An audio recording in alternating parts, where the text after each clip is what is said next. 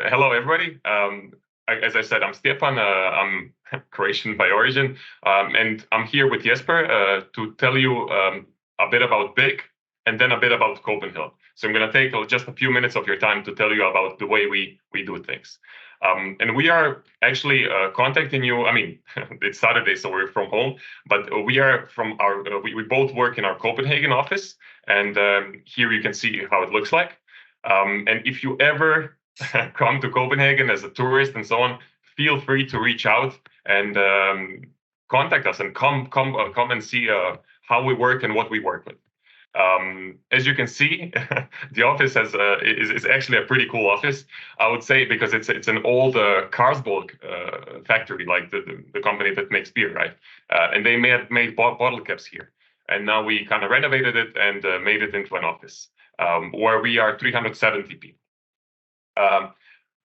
It all started so big, and it all started with this guy, Bjarke, who's you can say, our vision leader and our kind of the main architect, and he has really a good kind of sense of how architecture can shape lives and shape cities. And this is actually one of the things that we kind of stand for, but I'm going to come to that a bit later. Even though it started with, you can say, one guy and I mean his kind of vision, we are right now over 700 people in 5, almost soon to be 6 offices all around the world. And personally, I always like to mention this because I really like that we are 46 nationalities, meaning that you really have people from all over the world working together, and this brings so much diversity, so much culture, and it's just like, I really mean this when I say that I can't wait for every new day to start to go to work, because there's always something new happening. As you can see by the average age, it's also a very young company. I mean, we work a lot of hours. So while we were waiting actually right now to start presenting, Jesper and I actually caught up on some things because it's so busy in the office that you rarely, I mean, of course you have time, but like you really need to make time to connect with your colleagues or like, fully. Our services, you can say, even though architecture is the main one, you can call it, and this is what we started with. Right now, it's separated into, we call it the leap, because we do everything from landscape, and I'm going to come to this project in the background a bit later, to engineering, because we noticed that for some of our designs, some of our buildings, engineering can be very tough, and then it's very hard to find engineers who are maybe not willing, but maybe also like talented enough to do and to really watch this design works in the end. But also what maybe not many people know, that we have a product department. And this is also to say that we don't only work on buildings, which is like, one kind of, as a single building. We work with different scales. And as you can see that we work with lamps, design of furniture, design of, different things, to small places, to also like the big places, which I'm also gonna mention because this master plan or plan for the planet, it's gonna come later in the presentation. Our main idea, right? I mean, especially in our kind of, you can call it the motto, is that we don't want to accept. We don't have to accept cities as they are. We want to kind of change them and really shape them in the way we want to live. We want to move. We want to live our lives. And this is where our kind of motto of giving form to the future. And you can see that in many of our projects. So on this photo, you can see that this is actually taken in Nørrebro, which is a neighborhood in Copenhagen, where in the old day, maybe some like 30, 40, 50 years ago, it was more of a kind of not so safe place because of the many diverse cultures, and it was always like some conflict between each other. But today we made it's called actually a super wedge or superkielen. It's a combination of kind of 3 parts where we kind of try to integrate different pieces of things from different countries. And you can see, for example, I don't know if you can see it in the top that says Moskvich here. We also have some like ballasters from Ghana, I think they are. And the whole park is, you can actually go and you have like these little kind of boards telling you where the thing is from.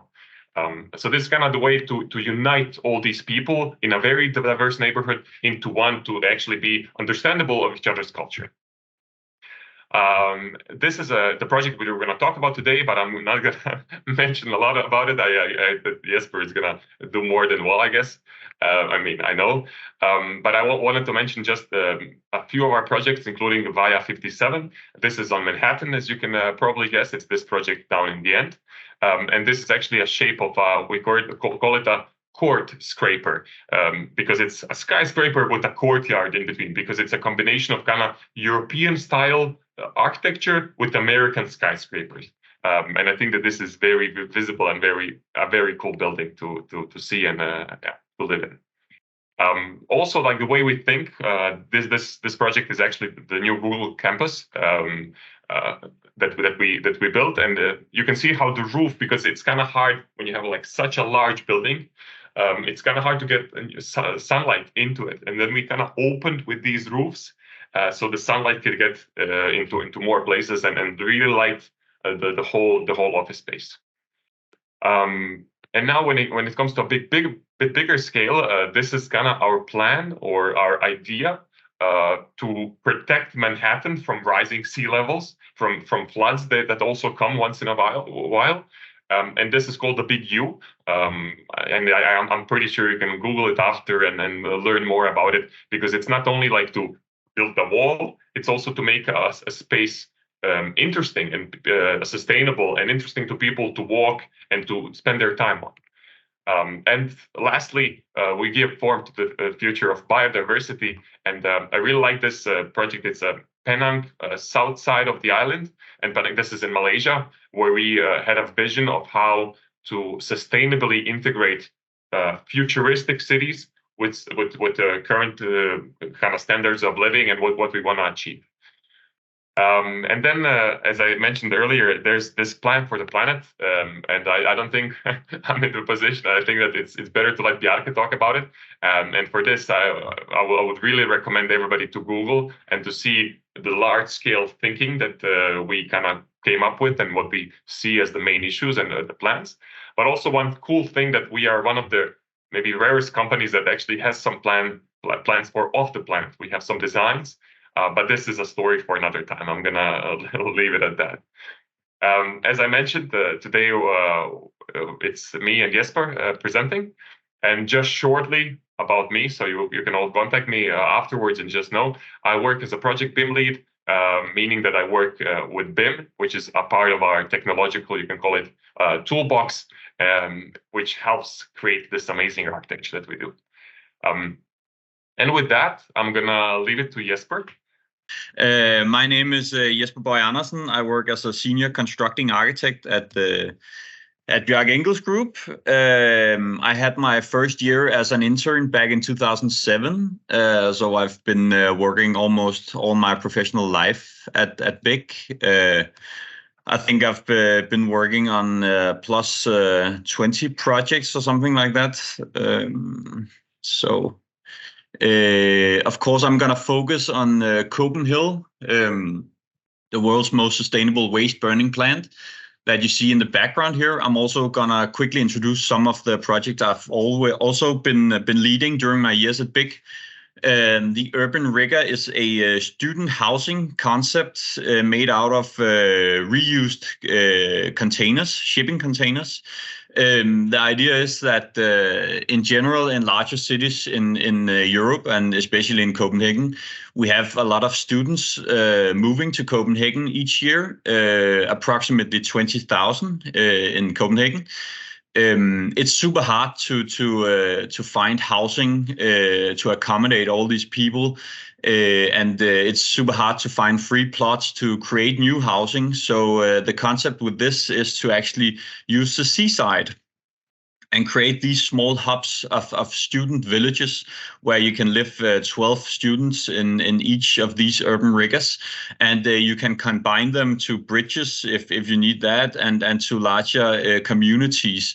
So that's also an idea or a concept we've been working with. And this is in Copenhagen, where we have 6 of them. At the moment, I'm a part of the team doing our new big headquarters in the northern part of Copenhagen. We're going to move from the Carlsberg capsule factory that Stefan mentioned out to this new 4,000 square meters of building. It's concrete, bricks stacked in between. We have a glazed facade, aluminum facade.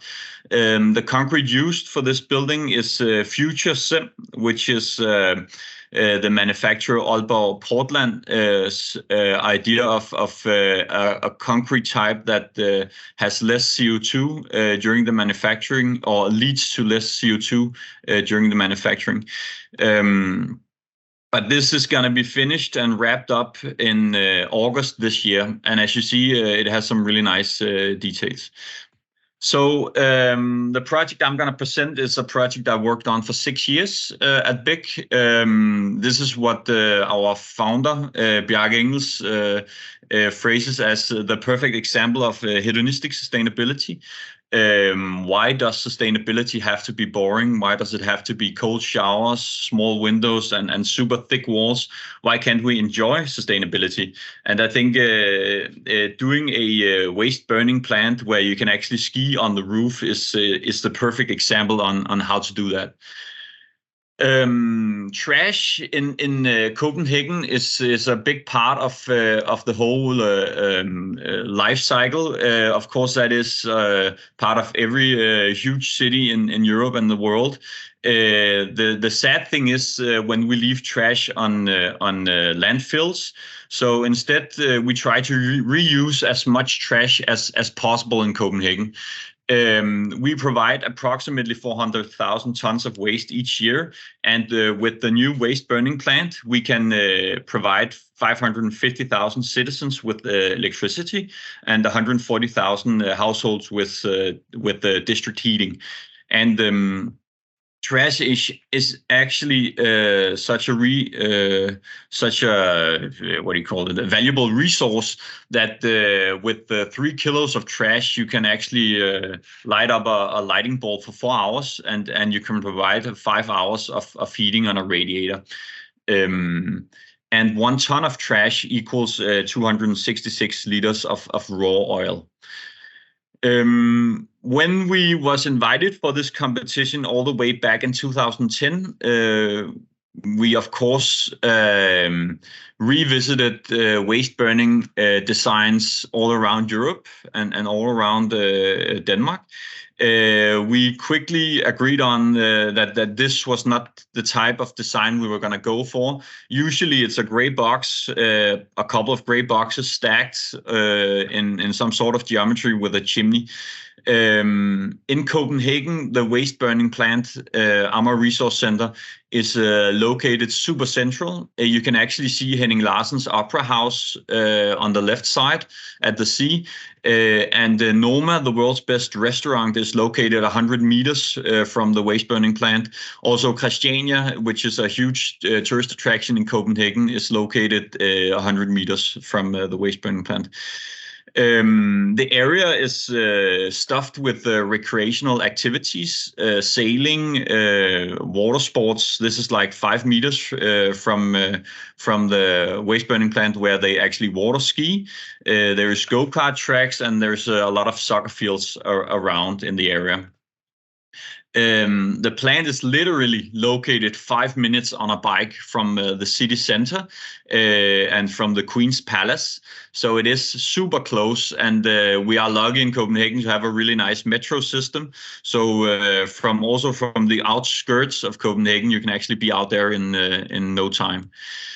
We are also very lucky with the old and fascinating architecture we have in Copenhagen. We have a lot of beautiful spires and towers all over the skyline. So we also wanted to provide Copenhagen with a beautiful building and give something back to the skyline of Copenhagen. We pretty quickly rejected this design. What we don't have in Copenhagen, we have all the towers, but we don't really have any mountains. Like Copenhagen and Denmark in general is super flat. You can't really ski anywhere in Denmark, or at least that it's not more than 10 meters you can ski then. What we have super over exaggerated is piles of trash. So naturally, of course, we combined the ski slope with the mountain of trash. Again, a bit over exaggerated, but the idea, and this is one of the first diagrams, is actually to just carve out a ski slope and place it on this roof.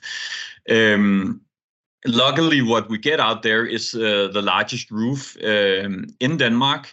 It's approximately 11,000 square meters of roof. Of course, we've been working closely with the engineers to stack the machinery inside the waste burning plant, so we could get the topography of a ski slope, not only doing a flat roof, but also with curves and bumps and as such. The roof is large enough to have an Olympic ski slope on the roof, or half pipe. This is a very rustic plan of the roof, and the green fill out is actually a half pipe on the roof. The building itself is 210 meters long and 80 meters wide, and that actually gives us a roof where we can have approximately 200 or 250 skiers. If we have more than that, it's not nice to ski. The roof can, or we can have 1,500 people on the roof due to fire regulation and fire egress. So it's a quite large roof.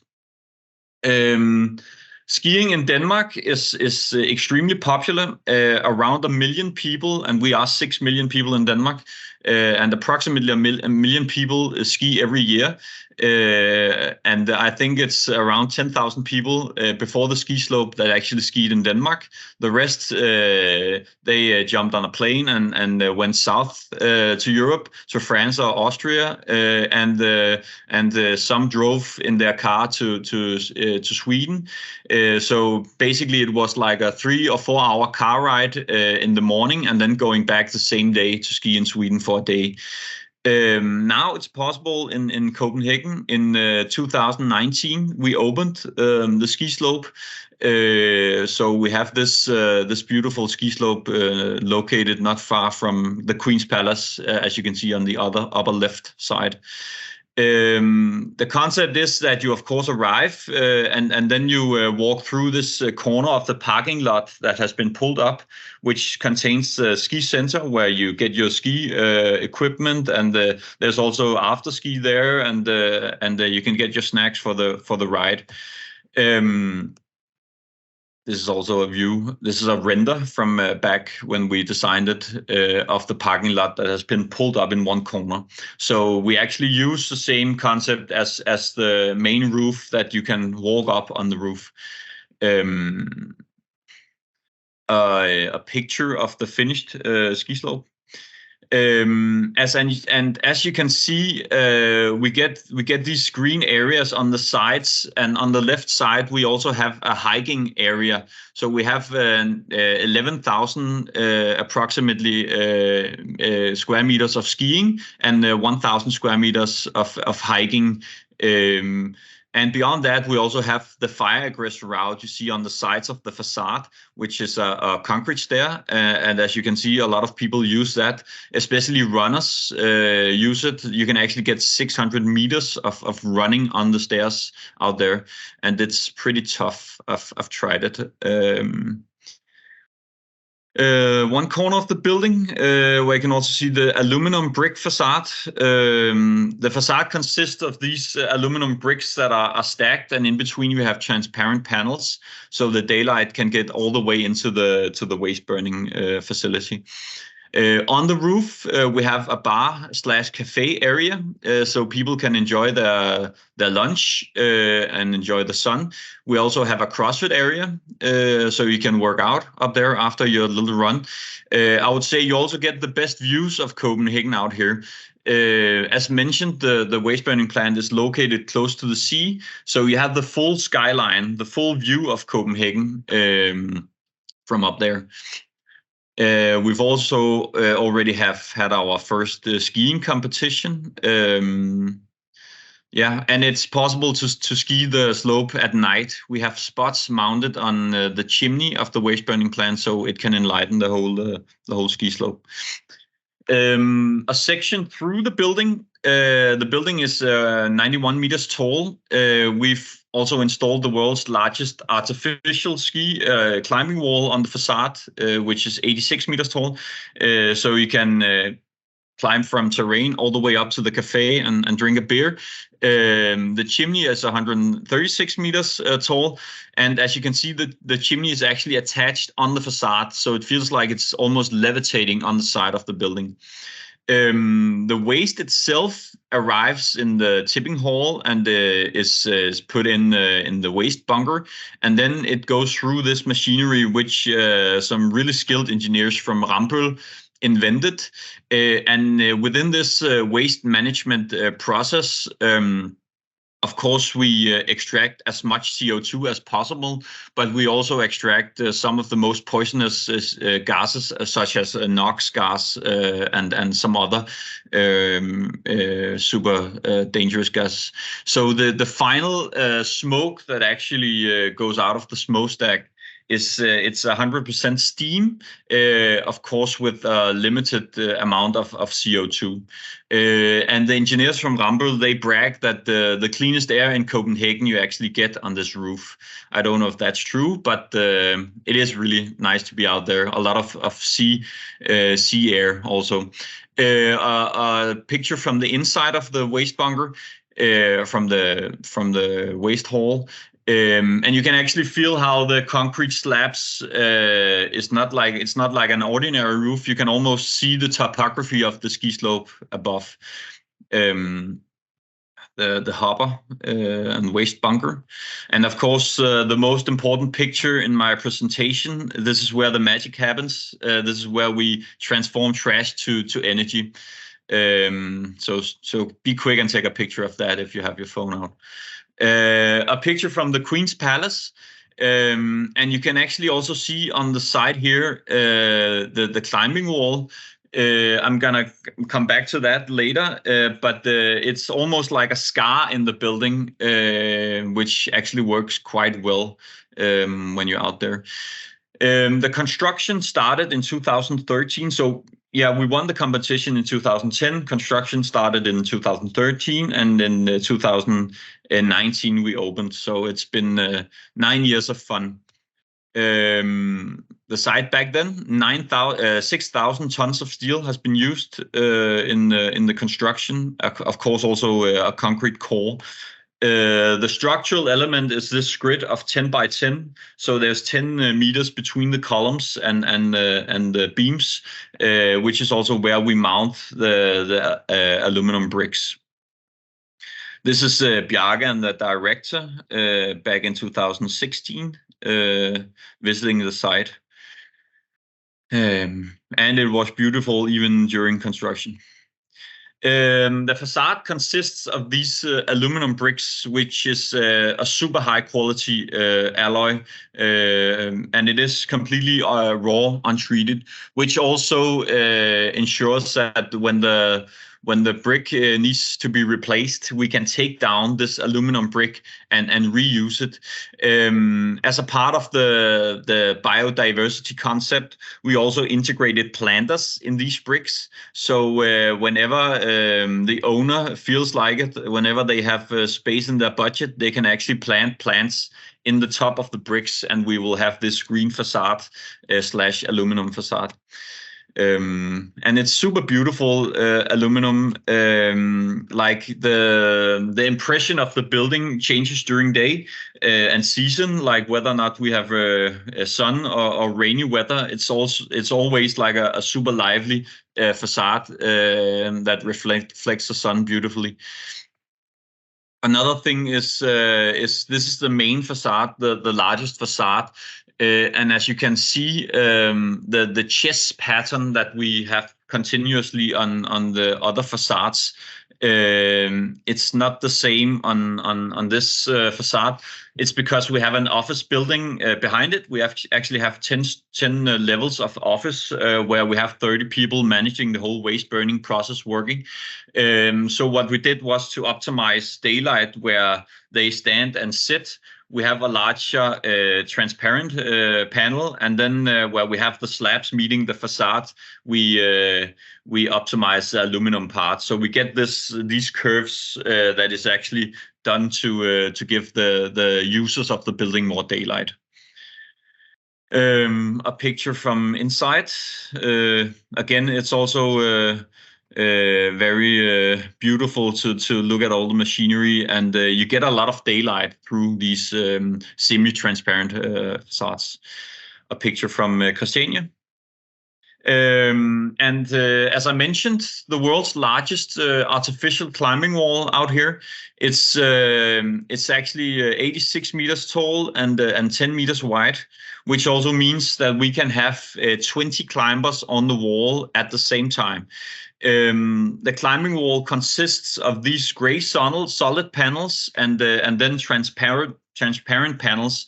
The reason why we've integrated like the concept of solid, transparent is because behind this facade, we have a glass elevator taking visitors from the ground floor all the way up to the top of the building.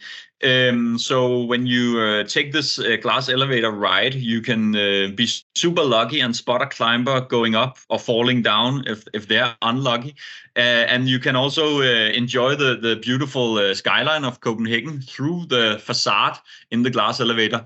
Or you can just enjoy the waste burning facility, which you of course also can see from the glass elevator. Also from the inside.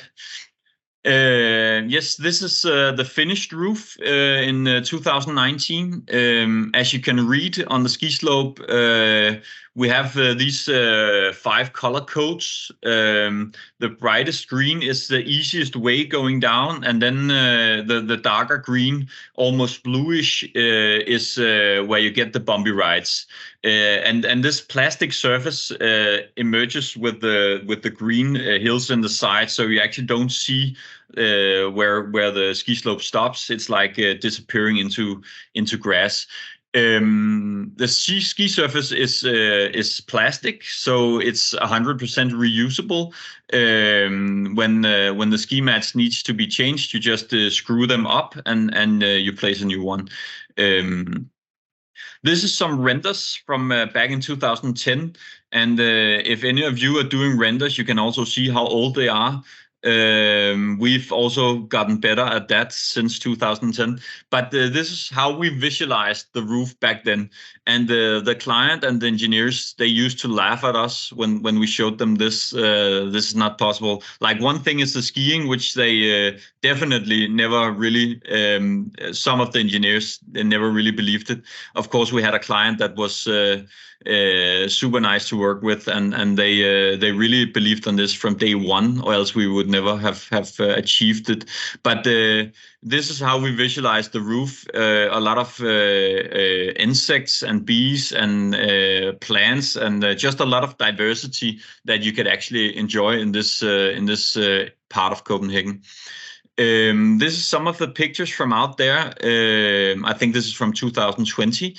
Of course, when we opened in 2019, the plans, they always need like a year to adapt, and then they kind of explode, which they did. And some of these pictures don't really show how these bushes are actually 3 to 4 meters tall now. So you get a lot of bees, you get a lot of insects, and you still have this super rough background of other factories.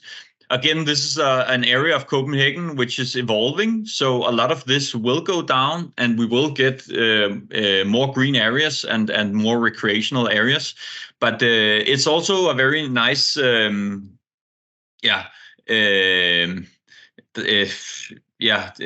see the green one and you see the machinery. It's almost like the greenery is taking back, nature is taking back everything. some pictures of the hiking routes. And we actually, as mentioned, have a fox living out there.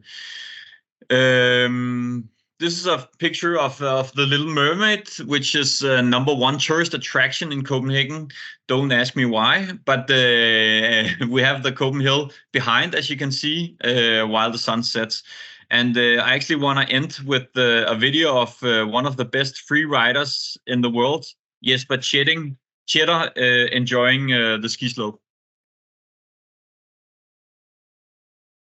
And this was during construction, so it isn't finished, but this shows the potential of the ski slope.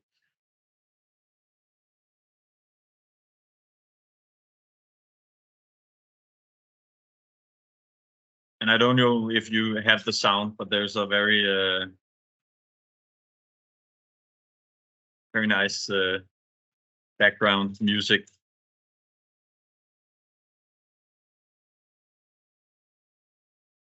And of course, done in collaboration with Red Bull.